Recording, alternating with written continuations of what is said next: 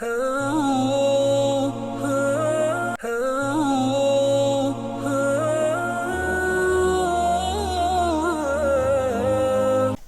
புனித மதீனா முனவரா ஹுத்பாவை நிகழ்த்தினார் ஹத்தீப் அப்துல்லா பின் அப்துல் ரஹ்மான் அல் புஐஜான் ஹஃபிதஹுல்லாஹ். ஹுத்பாவின் தலைப்பு ரமலானுடைய கடைசி கட்டத்தில் உபகாரம் செய்வோம் என்பதாகும்.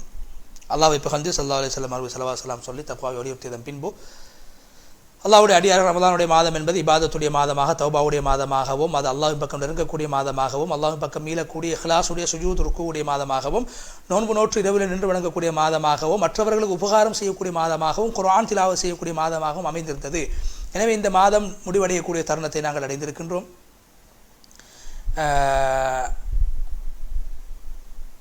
யார் இந்த மாதத்தை சிறந்த முறையிலே பயன்படுத்தினார்கள் அவர்களுக்கு வாழ்த்துச் சொல்கிறோம். யார் இந்த மாதத்தை முறையாக பயன்படுத்தவில்லை அவர்களுக்கு நாங்கள் அனுதாபம் தெரிவித்துக் கொள்கிறோம். எனவே இந்த மாதத்தை இருக்கக்கூடிய நாட்களை பயன்படுத்திக் கொள்ளுங்கள். தௌபா செய்யுங்கள், இஸ்திக்ஃபார் செய்யுங்கள். நல்ல அல்லாஹ்வுடைய மக்ஃபிரத்தின் பக்கம், சுவர்க்கத்தின் வானபூமியோட விசாலமான சுவர்க்கத்தின் பக்கம் விரைந்து செல்லுங்கள். அமல்கள் என்பது அதனுடைய முடிவை வைத்துத்தான் அது தீர்மானிக்கப்படும்.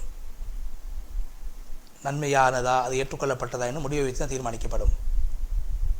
எனவே ரமலானுடைய காலம் அது குறிப்பிட்ட ஒரு காலமாக, குறிப்பிட்ட ஒரு மணித்தியாலங்களாக இருந்தன. உண்மையில் அந்த மாதத்தில் நாங்கள் பட்ட சிரமங்கள் எல்லாம் போய்விடும். ஆனால் எங்களுக்கு எஞ்சுவது கூலிகள் மாத்திரமே, நன்மைகள் மாத்திரமே.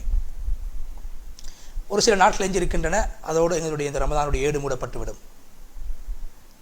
எனவே வெற்றியாளர்களே உங்களுக்கு வெற்றி கிடைக்கும், படுபோக்காக நடந்தவர்களே உங்களுக்கு கை சேதம் உண்டாகும். ரசூலுல்லாஹி ஸல்லல்லாஹு அலைஹி வஸல்லம் அவர்கள் மெம்பரில் ஏறுகிறார்கள். ஏறுகின்ற போது ஒவ்வொரு படியில் ஏறுகின்ற போதும் ஆமீன் ஆமீன் ஆமீன் என்று சொன்னார்கள் 3 தடவைகள்.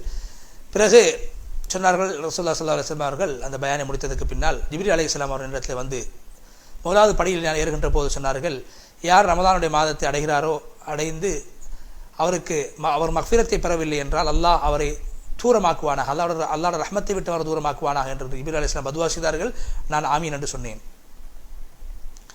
அதே போன்று யார் தனது பெற்றோர்களை அல்லது பெற்றோர் ஒருவரை அடைந்து அந்த பெற்றோர்களின் மூலமாக சொர்க்கம் செல்லாமல் நரகம் சென்று விடுகிறாரோ, உபகாரம் செய்யாமல் பெற்றோருக்கு அநியாயம் செய்து நரகம் சென்று விடுகிறாரோ, அவரையும் அல்லாஹு தஆலா ரஹ்மத்தை விட்டு தூரமாக்குவானாக என்று ஜிப்ரீல் அலைஹிஸ்ஸலாம் சொல்லி எனக்கு ஆமீன் சொல்லுமாறு சொன்னார்கள். நான் ஆமீன் சொன்னேன். மூன்றாவது, என்னுடைய பெயர் சொல்லப்பட்டு யார் ஸலவாத்து சொல்லவில்லையோ அவரையும் அல்லாஹ் தன்னுடைய ரஹ்மத்தை விட்டு தூரமாக்குவானாக என்று ஜிப்ரீல் அலைஹிஸ்ஸலாம் சாபமிட்டார்கள். நான் ஆமீன் சொல்ல வேண்டும் என்று என்னிடத்திலே பணித்தார்கள். நான் ஆமீன் சொன்னேன். இப்னு ஹிப்பான் என்ற கிரந்தத்தில் இது பதிவு செய்யப்பட்டிருக்கிறது. அல்லாஹ்வுடைய அடியார்களே, மகத்தான கண்ணியமான நாட்களிலே நீங்கள் இருந்து கொண்டிருக்கிறீர்கள். வீணாக்கிவிட வேண்டாம். வீணான விடயங்களிலே, சோம்பல், வீணான விளையாட்டுகளிலே கழித்துவிட வேண்டாம். ஃபோன்களிலே உங்களுடைய நேரங்களை செலவழித்து வீணாக்கிவிட வேண்டாம். சமூக வலைத்தளங்களிலே உங்களுடைய நேரங்களை செலவழித்து வீணடித்து விட வேண்டாம். நேரத்தை பயன்படுத்திக் கொள்ளுங்கள். தொழுகையிலே, திக்ரிலே, குர்ஆன் ஓதுவதிலே, தௌபாவிலே, இஸ்திக்ஃபாரிலே, துஆவிலே நீங்கள் அல்லாஹ்வின் பக்கம் உங்களுடைய திசையை திருப்பிக் கொள்ளுங்கள்.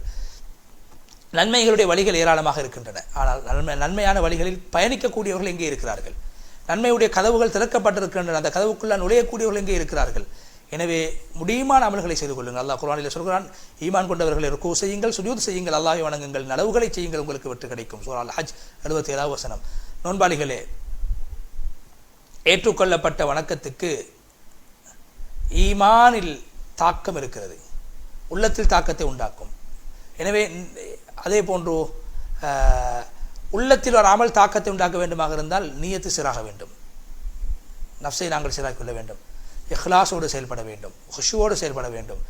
உடம்பிலே அதனுடைய தாக்கம் வெளியாகும். பாவங்களை விட்டு நாங்கள் தவிர்த்து கொள்ள வேண்டும். நல்ல அமல்களிலே தொடர்ச்சியாக ஈடுபட வேண்டும். அல்லாஹு தஆலா குர்ஆனிலே சொல்கிறான், நபி ஸல்லல்லாஹு அலைஹி வஸல்லம் இன்ன ஸலா, நிச்சயமாக தொழுகை என்பது மானக்கேடான பாவமான காரியங்களை விட்டு ஒரு மனிதரை தடுக்கும்.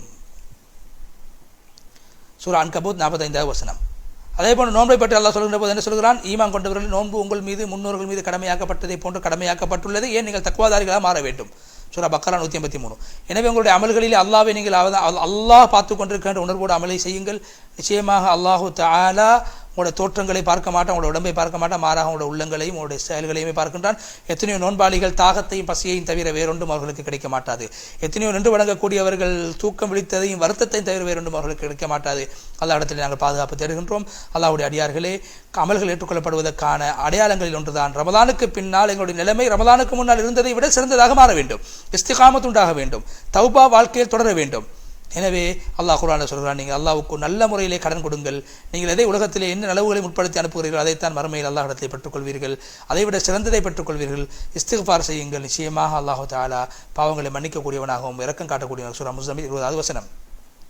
இரண்டாவது ஹுத்பாவிலே கத்தீப் அவர்கள் அல்லாஹ்வை புகழ்ந்து அதுக்கு பின்னால் நாங்கள் கடைசி பத்திலே இருக்கின்றோம், அந்த கடைசி பத்தில் தான் அல்லாஹு தஆலா 1000 மாதங்களை விட சிறந்த இரவை வைத்திருந்தான். அது ரஹ்மத் இறங்கக்கூடிய மாதமாக, துவா ஏற்றுக்கொள்ளப்படக்கூடிய இரவாக, பாவங்கள் மன்னிக்கப்படக்கூடிய இரவாக, யார் அந்த இரவில் நின்று வணங்குவார் அவருடைய முந்தைய பாவங்கள் மன்னிக்கப்பட்டுவிடும். அந்த இரவில் செய்யக்கூடிய இபாதத் 1000 மாதங்கள் செய்கின்ற இபாதத்தை விட மேலானதாகவும், அல்லாஹ்வுடைய ஏற்பாடுகள் எழுதப்படுகின்ற ஒரு இரவாகும், அல்லாஹ்வுடைய முடிவுகள் செய்யப்படுகின்ற ஒரு இரவாகவும் அந்த இரவு இருக்கிறது. எனவே அந்த இரவை நின்று வணங்குவதை நீங்கள் கவனத்தில் கொள்ளுங்கள். அந்த இரவை அடைந்து கொள்வதற்கு முயற்சி செய்யுங்கள். அந்த இரவை தேடுகின்ற விடயத்திலே முயற்சி செய்யுங்கள். அல்லாஹ்வின் பக்கம் மீளுங்கள். அல்லாஹ் கண்ணியமானவனாகவும் சிறப்புக்குள்ளவனாகவும் இருக்கின்றான்.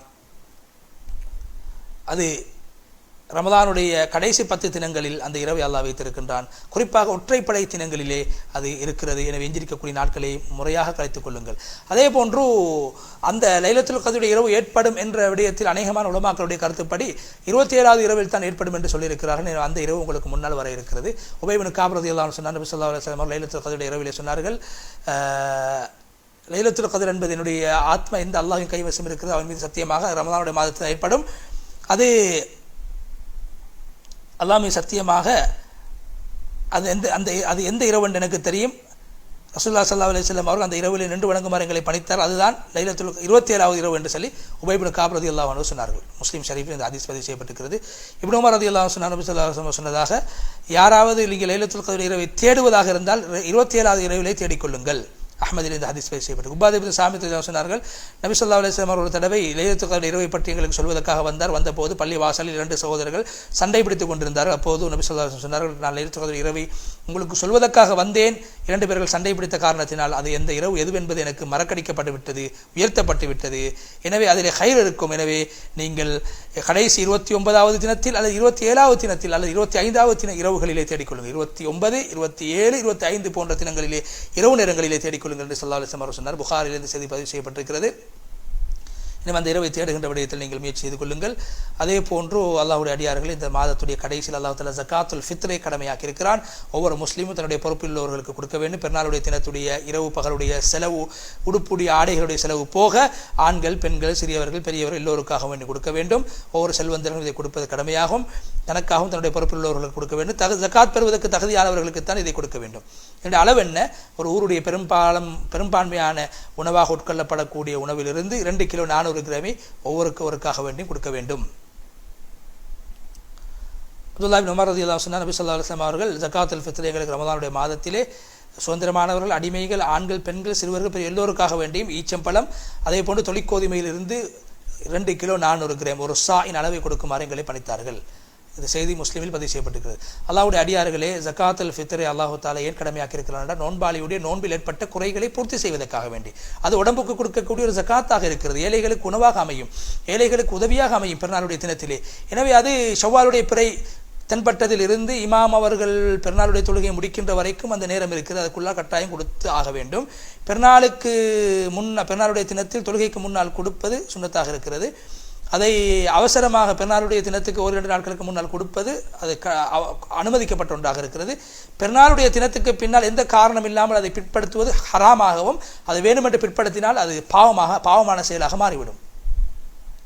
இப்னு அப்பாஸ் ரலியல்லாஹு அன்ஹு சொன்னார்கள், ரசூல் ஸல்லல்லாஹு அலைஹி வஸல்லம் அவர்கள் ஜகாத்துல் ஃபித்ரை நோன்பாளிகளுடைய நோன்பில் ஏற்பட்ட குறைகளை பூர்த்தி செய்வதற்காகவும் ஏழைகளுக்கு உணவாகவும் அதை கடமையாக்கினார்கள். அதை யார் தொழுகைக்கு முன்னால் கொடுப்பாரோ அதுதான் ஜகாத்தாக ஏற்றுக்கொள்ளப்படும். தொழுகைக்கு பின்னால் கொடுத்தால் அது ஜகாத் அல்ல, அது சதகாவாக ஏற்றுக்கொள்ளப்படும். நன்மை சதகாவுடைய நன்மை தான் கிடைக்குமே தவிர கடமையாக்கப்பட்ட ஜகாத்துல் ஃபித்ருடைய நன்மை கிடைக்க மாட்டாது. அபூதாவுதிலே பதிவு செய்யப்பட்டிருக்கிறது. எனவே அல்லாஹு தஆலா உங்கள் அனைவருடைய நன்மைகளையும் ஏற்றுக்கொள்ள வேண்டும். உங்களுக்கு அல்லாஹ் விரும்பக்கூடிய அமல்களில் ஈடுபடக்கூடிய சந்தர்ப்பத்தை அல்லாஹ் தருவானாக. அல்லாஹு தஆலா அவன் எப்படிப்பட்டவன் என்றால், அல்லாஹ் அவர்களுக்கு நேர்வழியை கொடுத்தான், அவர்கள் தான் அறிவாளிகள் என்ற சூரா ஜுமருடைய 18வது வசனத்தை ஓதி நீண்டதொரு துஆவை செய்து ஹதீப் அப்துல்லா அல் புஐஜான் ஹஃபிதஹுல்லாஹ் அவர்கள் புனித மதீனா முனவ்வராவுடைய குத்பாவை விட்டும் விடைபெற்று சென்றார். அடுத்ததாக நேர்களுக்கு புனித மஸ்ஜித் அக்ஸாவுடைய குத்பாவை மொழிபெயர்க்க இருக்கின்றோம். அதற்கு முன்னால் ஒரு இடைவேளை.